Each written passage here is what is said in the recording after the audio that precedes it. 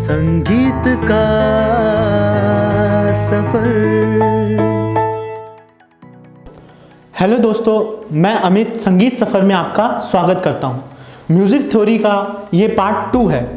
Part 1 में हमने बहुत सारी बातें म्यूज़िक थ्योरी से रिलेटेड डिस्कस की थी, और अगर वो वीडियो आपने नहीं देखी तो डिस्क्रिप्शन में नीचे मैंने उसका लिंक दे रखा है, आप वहाँ पर क्लिक करके वो वीडियो भी देख सकते हैं। तो आइए हम पार्ट 2 में चर्चा करते हैं। जो हमारा चर्चा का विषय है वह है संगीत की उत्पत्ति, स्वर की उत्पत्ति कैसे हुई। तो इस पार्ट का जो मेरा टॉपिक है, पहला टॉपिक जो है वो है ध्वनि, साउंड। आखिर साउंड है क्या? किसी दो चीज के आपस में टकराने से जो कंपन उत्पन्न होती है उसे ही साउंड कहते हैं।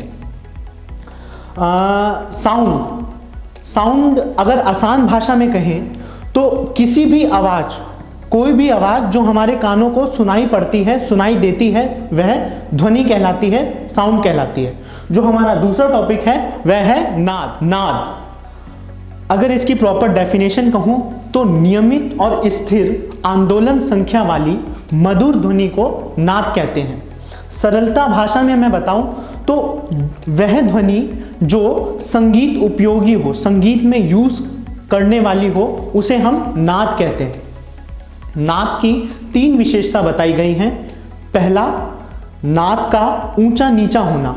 दूसरा, नाद का बड़ा छोटा होना। और तीसरा, नाद की जाति व गुण। इस टॉपिक को हम और ना बढ़ाते हुए अगले टॉपिक पे जाते हैं। अगर इस टॉपिक के बारे में आपको और जानने की इच्छा है तो हमारी आने वाली नेक्स्ट वीडियो में मैं इस पर एक इंडिविजुअल वीडियो बनाऊंगा, हम उसमें इस बारे में और जानेंगे। अगला टॉपिक है हमारा श्रुति। श्रुति वह नाद जिसे हम स्पष्ट रूप से सुन सके व एक दो नादों के बीच में अंतर बता सके, उन्हें श्रुति कहते हैं। हमारे विद्वानों ने मुख्य 22 श्रुतियां बताई हैं जो संगीत उपयोगी हैं, संगीत में जिनका यूज कर सकते हैं। जैसा कि आप, अगला हमारा टॉपिक है वह है स्वर। हम शुरू से आ रहे हैं, पहले हमने ध्वनि को पढ़ा कि ध्वनि क्या होती है, साउंड क्या होता है। साउंड से नाद की उत्पत्ति हुई। फिर हमने पढ़ा नाद क्या होता है, नाद की 3 विशेषता क्या होती हैं। फिर उसके बाद नाद से श्रुतियों का जन्म हुआ। 22 श्रुतियां जो मुख्य नाद थे, उन 22 नादों को श्रुतियों का नाम दिया गया। अब उन्हीं 22 श्रुतियों में से मुख्य 12 श्रुतियां निकाली गई जिनको स्वर कहा गया। अब जो वह 12 जो श्रुतियां हैं वह और ज़्यादा स्पष्ट रूप से सुनाई देती हैं, इसलिए उन्हें स्वर कहा गया। तो जैसा कि अभी तक हमने जाना, कितने स्वर होते हैं? 12 स्वर। मुख्य 12 स्वर को भी हमने 2 प्रकार में विभाजित किया।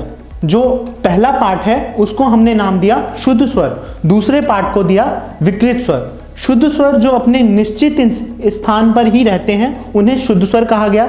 जो अपने स्थान से उतर जाते हैं या चढ़ जाते हैं, हाफ नोट नीचे की ओर हो जाते हैं या हाफ नोट ऊपर की ओर चले जाते हैं, उनको हमने विकृत स्वर कहा। तो जैसा कि मैंने बताया, स्वर के प्रकार शुद्ध और विकृत। शुद्ध स्वर जो होते हैं वह 7 स्वर होते हैं, शुद्ध स्वर। जो विकृत होते हैं वह 5 स्वर होते हैं, 4 कोमल और 1 तीव्र। ठीक। अच्छा, एक बार हम फिर दोबारा से रिकॉल कर लेते हैं कि टोटल स्वर कितने हो गए हमारे? 12। How many notes?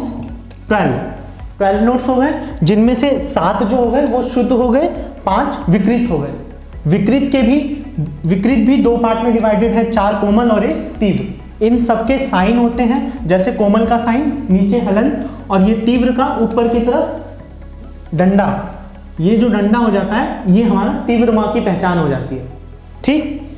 अब आइए एक बार हम इन 7 स्वरों के प्रॉपर नाम जान लें। जैसे कि आपने मेरे को भी बोलते हुए सुना होगा, गंधार, षडज, मध्यम, ऐसे ही इन सब के प्रॉपर नाम हैं।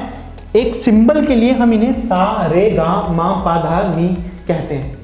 ठीक। तो ये रहे स्वरों के नाम। जैसे सा को षडज कहते हैं, रे को ऋषभ कहते हैं, ग को गंधार और मा को मध्यम, पा को पंचम और धा को धैवत, ना को निषाद। ये सारे इनके नाम होते हैं। हम इतने बड़े नाम को तो हम बोल नहीं सकते, तो इसलिए हम इसको सरल करके इनके पहले अक्षर को, जैसे षडज को, षडज का जो सा है उसको सा कह दिया, ऋषभ के रे को रे कह दिया, ग के पहला अक्षर ग को ग कह दिया, है ना। मध्यम से माँ को लिया, पंचम से पा को लिया, धैवत से धा को, नी से निषाद को। ऐसे करके ये 7 स्वर हमारे इन, हाँ, तो इसी के साथ हमारा स्वरों की उत्पत्ति वाला टॉपिक क्लियर होता है।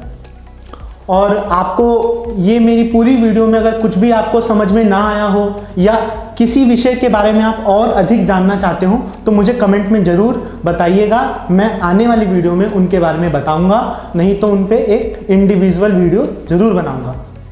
Thank you for watching this video. Like and subscribe and share ज़रूर कर दीजिएगा। मिलते हैं अगली वीडियो में। धन्यवाद।